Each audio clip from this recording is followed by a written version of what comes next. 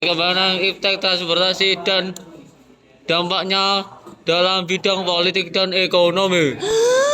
Anggota kelompok 4 sebagai berikut. Kelompok adalah Rosi, Agung, Rehan, Ama, Vina, Nadifa, Najwa, Salwa, Sabatina.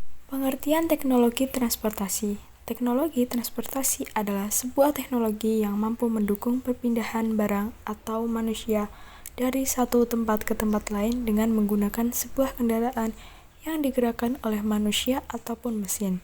Lalu, transportasi sendiri digunakan dan diciptakan untuk memudahkan manusia dalam melakukan aktivitas sehari-hari. Cara perkembangan iptek transportasi. Perkembangan transportasi dimulai sekitar 3.500 tahun sebelum Masehi. Diawali dengan penemuan roda di Mesopotamia, Irak modern. Fungsi dari roda ini tidak digunakan untuk memindahkan suatu barang, melainkan digunakan untuk tembikan atau alat keramik. Semenjak zaman industrialisasi dimulai, iptek pun semakin berkembang dengan ditemukannya lokomotif uap yang pertama kali ditemukan pada tahun 1801 oleh Richard Trevithick dan kemudian disempurnakan oleh George Stephenson. Lokomotif uap yang berguna untuk menarik rangkaian kereta. Kendaraan mesin muncul setelah abad ke-18 masih menggunakan mesin uap dan dijadikan taksi online untuk saat ini.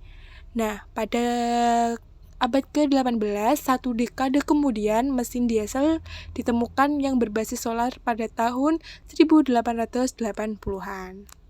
Dampak positif iptek transportasi di bidang politik yaitu dapat memobilisasi unsur alat pertahanan dan keamanan, kemajuan infrastruktur yang dapat memperkuat perekonomian negara, dan pelayanan kepada masyarakat dapat dikembangkan atau diperluas secara lebih merata.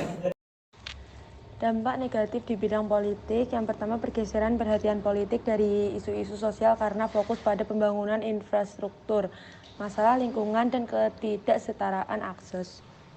Dampak positif di bidang ekonomi. Yang pertama, mudah untuk mengakses modal investasi yang berasal dari luar negeri.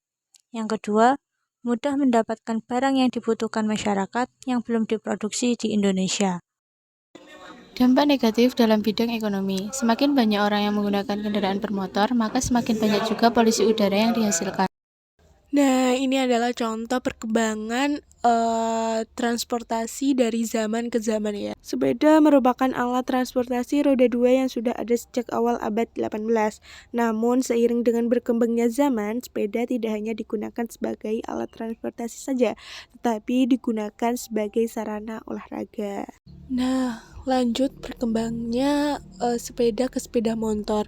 Nah, teknologi sepeda motor terjadi pada tahun 1885 ketika dua penemu Jerman Gottlieb Daimler dan Wilhelm Maybach berhasil memproduksi sepeda motor pertama dengan mesin pembakaran dalam bahan bakar bensin menggunakan 3 roda sebagai penggerak. Kendaraan ini diciptakan oleh ahli mesin asal Jerman Karl Benz pada 1885.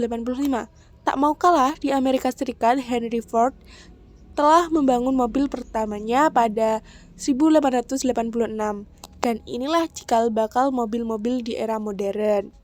Ini adalah contoh transportasi di bidang ekonomi yang memiliki kontribusi sosial. Keberadaan Gojek, Grab, Maxim ada pada kontribusi dalam penyerapan tenaga kerja, penciptaan peluang pekerjaan dalam jumlah besar, alternatif pilihan pekerjaan, menciptakan status pekerjaan yang baru, alternatif pengisian waktu luang, kemandirian ekonomi, dan lain-lain.